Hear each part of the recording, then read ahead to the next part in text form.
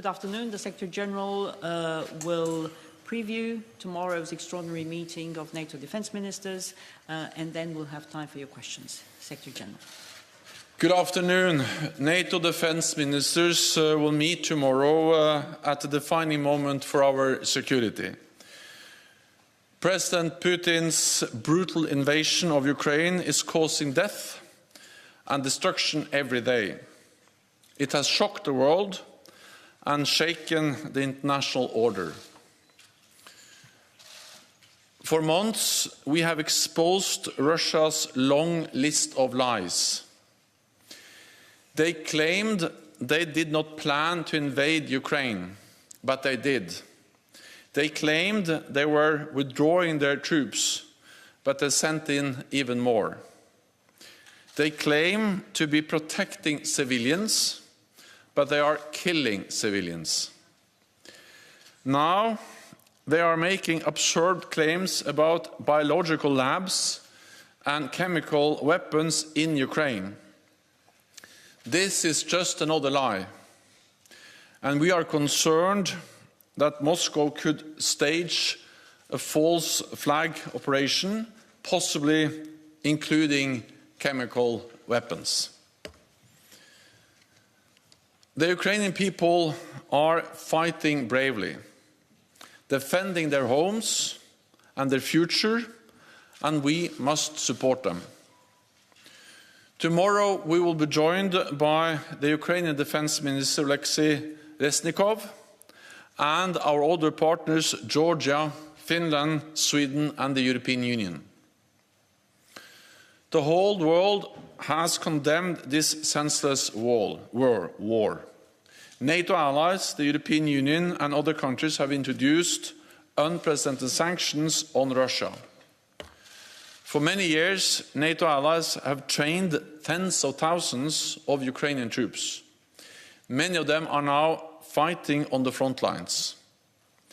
Allies have also provided significant quantities of critical equipment, including anti-tank and air defense weapons, drones, ammunition and fuel. This training and equipment is helping Ukraine to defend itself. Ukraine has a fundamental right to self-defense enshrined in the UN Charter, and NATO allies and partners will continue to help Ukraine uphold that right by providing military equipment and financial and humanitarian assistance. NATO's core task is to protect and defend all allies. We have responded to this crisis quickly, activating our defense plans, raising our readiness, and deploying the NATO response force for the first time for collective defense. There are now hundreds of thousands of forces on heightened alert across the alliance. 100,000 US troops in Europe, and around 40,000 troops under direct NATO command, mostly in the eastern part of the alliance. Backed by major air and naval power, as well as air defenses. The US is currently deploying Patriot batteries to Poland, and Germany and the Netherlands are also deploying Patriots to Slovakia. All of this sends an unmistakable message. An attack on one ally will be met with a decisive response from the whole alliance. Russia's invasion of Ukraine and its military integration in Belarus creates a new security reality on the European continent. So we need to reset NATO's military posture for this new reality. Tomorrow, ministers will start an important discussion on concrete measures to reinforce our security for the longer term in all domains.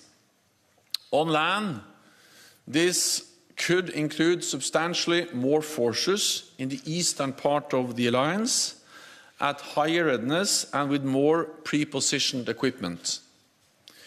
We will also consider major increases to our air and naval deployments strengthening our integrated air and missile defense, reinforcing our cyber defenses, and holding more and larger exercises.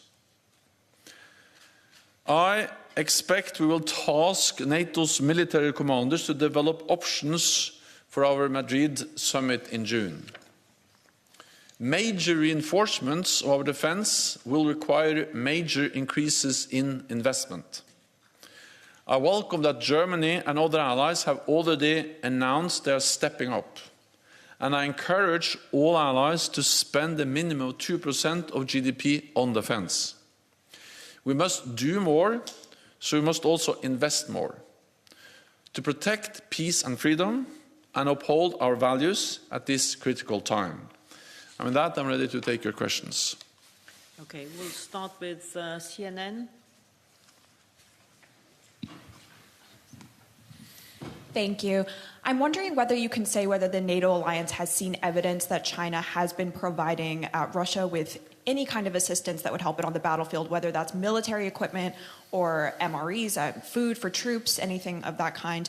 And also with regard to the situation that we saw earlier this week with Russia targeting a military base very close to Poland's border, I'm wondering what you can say about the kind of red lines and whether there would be any kind of consequences if a missile, for example, were accidentally to enter NATO territory or on purpose. Thank you. So NATO's core responsibility, our main responsibility, is to protect and defend all NATO allies, 1 billion people in 30 different countries, and to ensure that we also do that now in a more dangerous security situation in Europe caused by the invasion of Ukraine by Russia. We have increased the presence in the eastern part of the alliance, we have increased the readiness of our troops, and we are deploying more capabilities, especially to the eastern part of the alliance. So an attack on one ally will trigger the response from the whole alliance, and we are there to protect and defend every inch of NATO allied territory. When we see more military activities, when we see actually fighting going on close to NATO borders, there is always a risk for incidents and accidents. And therefore we have to make every effort to prevent such incidents and accidents, and if they happen, to make sure that they don't spiral out of control and create really dangerous situations. We are very closely monitoring the airspace and the border areas around NATO, and our military commanders also have the lines to their Russian commanders to help to prevent incidents and accidents, and also prevent them from spiraling out of control if they happen. On China, so China should join the rest of the world, condemning strongly the brutal invasion of Ukraine by Russia. And any support to Russia, military support, any other type of support, will actually help Russia conduct a brutal war against an independent sovereign nation, Ukraine, and help them to continue to wage war which is causing death, suffering, and an enormous amount of destruction. So China has an obligation as a member of the UN Security Council to actually support and uphold international law, and the Russian invasion of Ukraine is a blatant violation of international law. So we call on Russia to clearly condemn the invasion and, of course, not support Russia, and we are closely monitoring any signs of support from China to Russia. We'll go to the National News Agency of Ukraine, over there. Dmitry Shkurko, National News Agency of Ukraine. Secretary General, NATO have a glorious story of supporting some countries and preventing bloodshed, for example, like it happened in Sarajevo, in Kosovo, and so on. What is the threshold for NATO when the Russian killings will, will overcome that threshold to NATO for direct involvement. And the short follow-up because of that, if you follow the Russian rhetorics, they are not going to stop purely in Ukraine. So that the question is, isn't it the right time for NATO to intervene, to defeat and to break the Putin's military machine while it's stick in Ukraine, while waiting when the Russian bombs will be falling to the European capitals? Thank you. NATO allies have supported Ukraine for many years, and especially since Russia invaded Ukraine for the first time back in 2014. And NATO allies like the United Kingdom, the United States, Canada have also helped to train tens of thousands of Ukrainian forces, special operation forces and other troops. And they are now bravely fighting and resisting the invading Russian forces. And I think this support over many years have proven extremely important in strengthening the Ukrainian armed forces, and the Ukrainian armed forces are much bigger, much stronger, much better equipped, much better trained now than in 2014. And I'm glad that NATO allies have helped to achieve that with the training and with the equipment. Then, of course, it's first and foremost the courage of the Ukrainian armed forces and the Ukrainian people and the Ukrainian political leadership that has actually enabled them to fight back, to slow down, to resist the brutal invasion conducted by the Russian Federation and which is a responsibility of President Putin. And it is President Putin who is responsible for this war. He can end this war now, withdraw all his troops now, and then engage in good faith in a political effort to find a diplomatic solution. So we are calling on President Putin to do exactly that. Then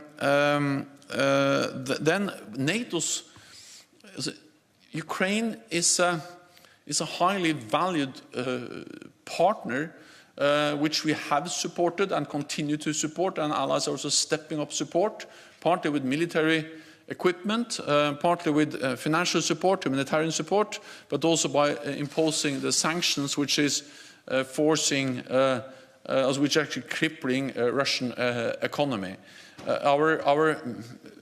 Our responsibility as an alliance is to protect and defend all allies, and we are sending a clear message that we are ready to do so by increasing the presence in the eastern part of the alliance.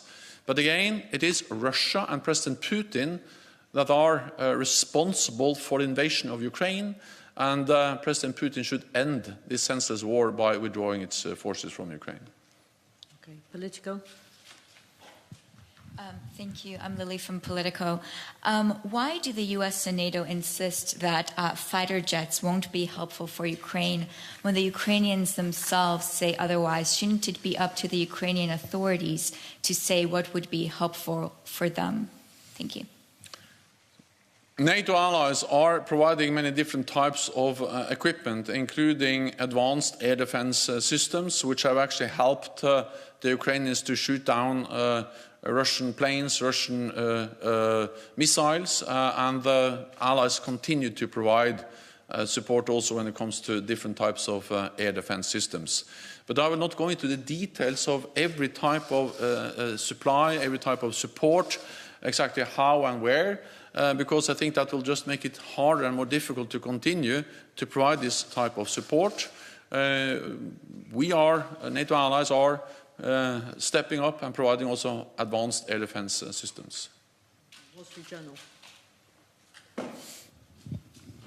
Thank you. Dan Michaels, Wall Street Journal.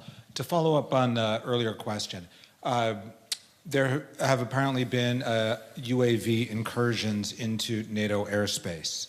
Apparently one Russian drone entered and left Polish airspace, and another one crashed in NATO territory. How do you determine when something like that is an act of aggression or an act that warrants response? And you were talking earlier about escalation.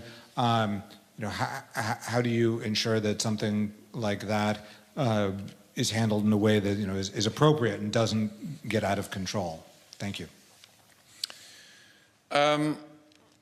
Well, I cannot confirm the latest incidents you are referring to, but in general, I can say that we are stepping up our vigilance, our presence, the way we monitor our airspace, and including by deploying new Patriot batteries to the eastern part of the alliance. And by doing that, and also through our AWACS surveillance planes and increased air policing, air patrolling, we are both increasing the capabilities we have to monitor, to track, but also to ensure that we are able to react if needed.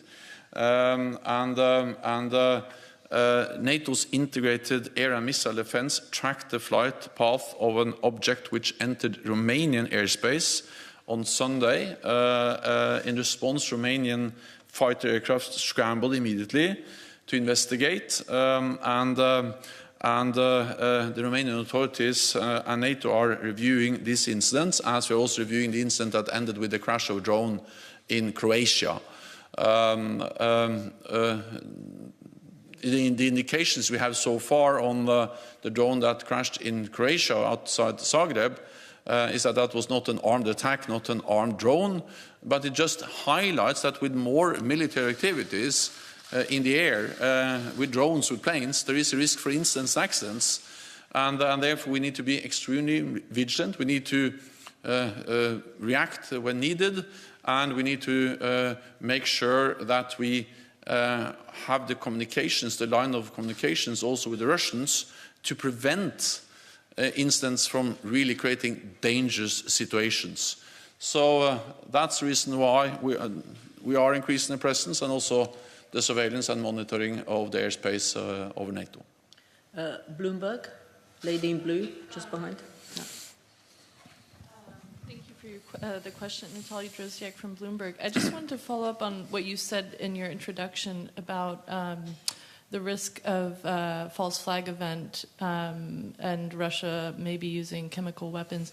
How would NATO respond in such a scenario? Is this a red line for potential NATO intervention? Thank you. Any use of chemical weapons will be a violation of international law, will be a violation of the ban that, or the treaty that bans chemical weapons, and Russia has signed to that convention. We call on Russia not to use chemical weapons. We call on Russia to withdraw all its forces and to stop the fighting, but in particular not to use any chemical weapons. Russia has used chemical agents before to attack and actually kill political opponents. We have also seen that Russia has supported the Assad regime in Syria and helped to facilitate the use of chemical weapons several times in Syria. And any use of chemical weapons is absolutely unacceptable, and therefore it is also extremely important that Russia understands that it is unacceptable if they consider any use of chemical weapons, and we are also very vigilant about the possibility of them trying to stage some kind of pretext false flag operation to provide an excuse for any type of use of chemical weapons. Okay, we'll go to NPR, Deutsche Welle, lady in pink. Thank you very much. Just somewhat of a follow-up on Natalia's question. She was asking what NATO would do and whether this changes your red lines. So as you say that you are looking at NATO's military posture again, is this something that you would consider changing? You have said that this would be a war crime, and we know that simply warning Russia against doing something is not enough of a deterrent to stop it. So if NATO knows, or if NATO sees that a chemical attack could take place and you say that's a war crime, would NATO consider changing the fact that it would not intervene in case of such a threat? Thank you. Our main responsibility is to protect and defend all NATO allies. It is important that Russia understands that we are there to do exactly that. we have conveyed a very clear message to Russia about that we also see when they try to stage pretexts for the use of chemical weapons. We have seen that they, throughout this crisis, have tried to create different kinds of false flag operations to try to provide excuses for the use of force. We saw that in the lead-up to the intervention, and now we have seen them accusing Ukraine and also NATO allies developing chemical weapons. And that's an absolute lie, and therefore it also makes us a bit concerned about the possibility that they are actually planning to do that. The President of the United States and other allies also made it very clear that if they use chemical weapons, there will be a high price to pay. But I will not speculate about any military response from the NATO side, except for saying very clearly that NATO's main responsibility is to make sure that we defend and protect all allies. DPA, gentleman in white, just behind, yeah. No, just, no, okay. Frankfurt Allgemeine Zeitung.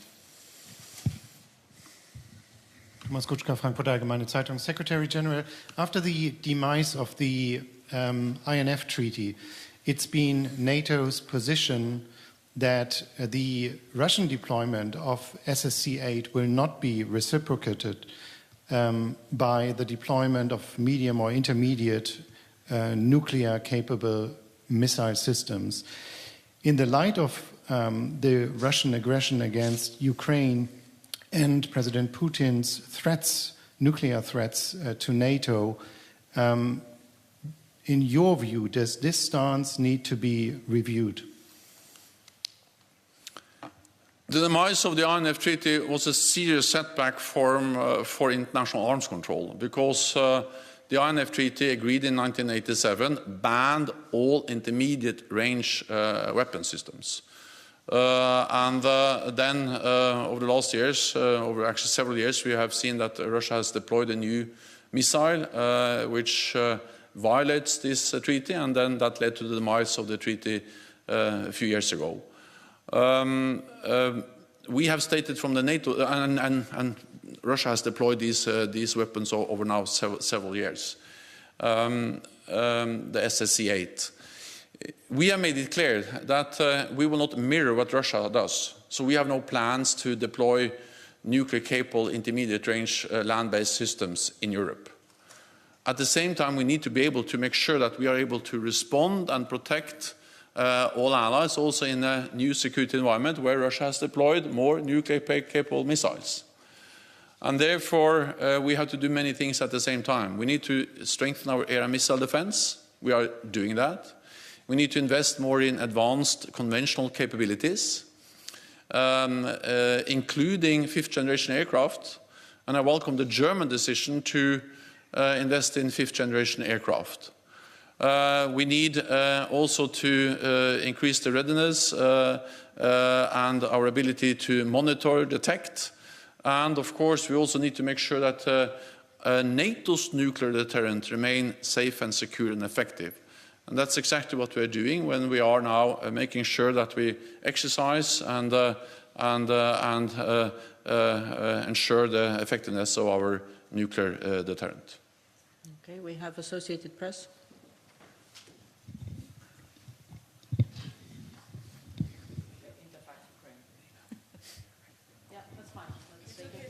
Hi, Mark from Associated Press. Mr. Secretary General, what do you know about the 3 European leaders visiting Ukraine today? NATO allies and the European leaders have had extensive contacts with Ukraine and the political leadership in Ukraine, including with President Zelensky throughout the whole crisis and also to lead up to the crisis. I think it's important that leaders of NATO countries, of European member states, are engaging closely with President Zelensky. We will have the defense minister of Ukraine attending the NATO Defense Ministerial tomorrow by video link, and therefore I think it's important that we, at all levels, in different formats, engage and meet with the Ukrainian political leadership. Interfax.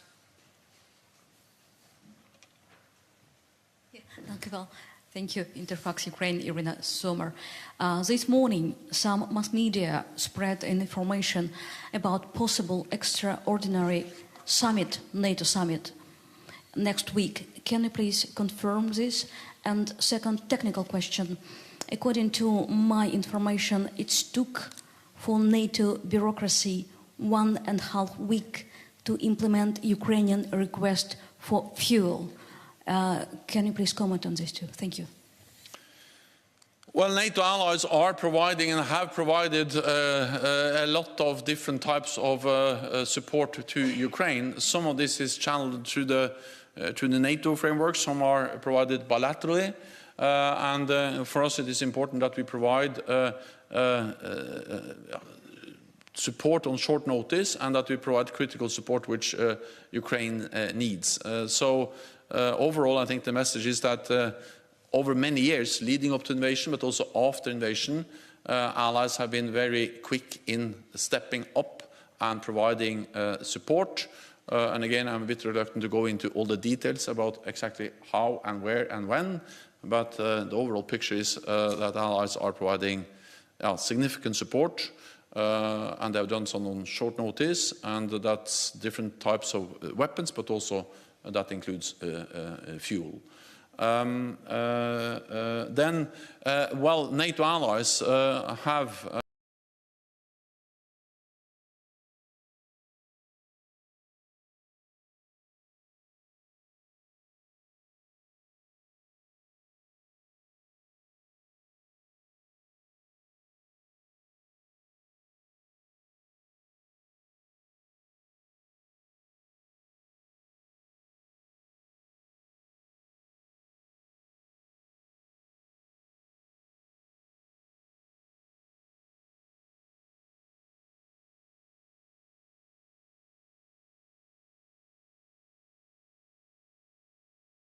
Yes, thank you, Anna.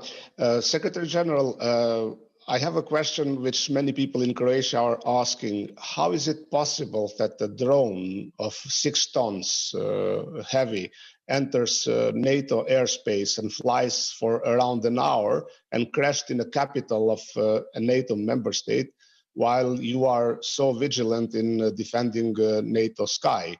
And do you know something more, whether it really was a drone without a weapon or something? Because the Prime Minister and Minister of Defense said that there was an explosive device in this flying object that crashed in Zagreb. Thank you.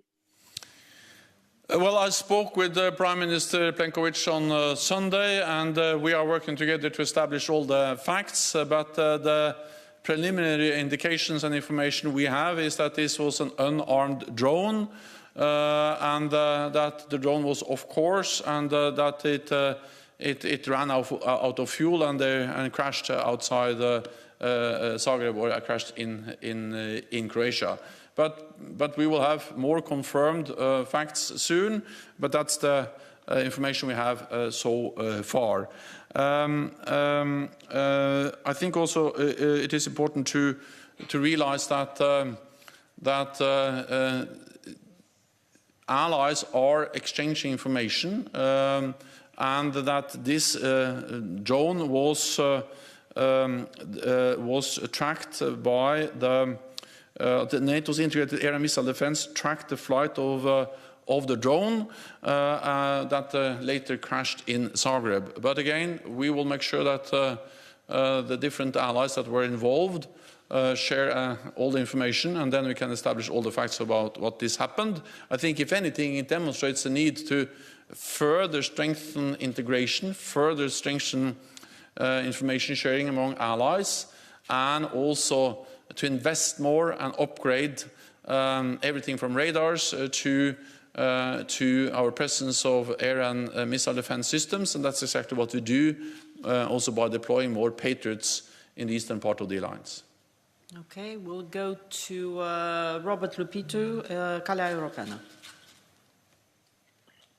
Thank you very much for taking my question.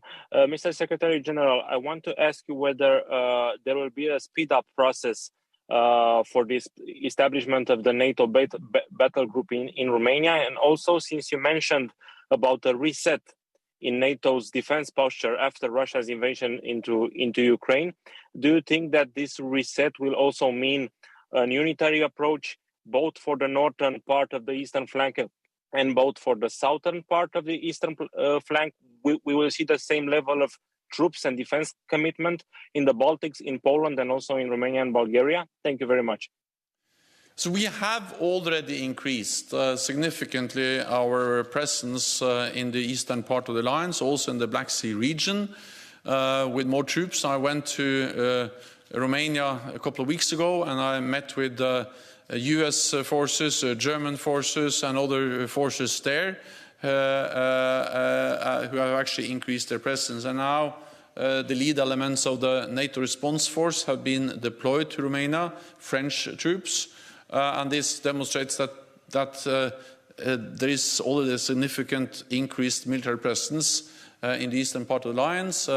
We speak about 40,000 forces on high readiness and the direct NATO command. Then we have the national forces. We have also bilateral arrangements. So in total, this is a quite significant presence both in Romania and the southeast of the alliance, but also in the Baltic region.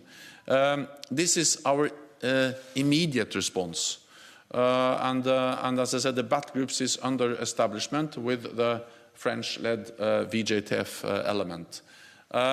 Then what we will discuss at the Defense Ministerial meeting is not only the immediate response and the need for support to Ukraine, but we will also look at the need to reset our presence, our deterrence and defense posture in light of the Russian invasion of Ukraine and the integration of Russian and Belarusian forces.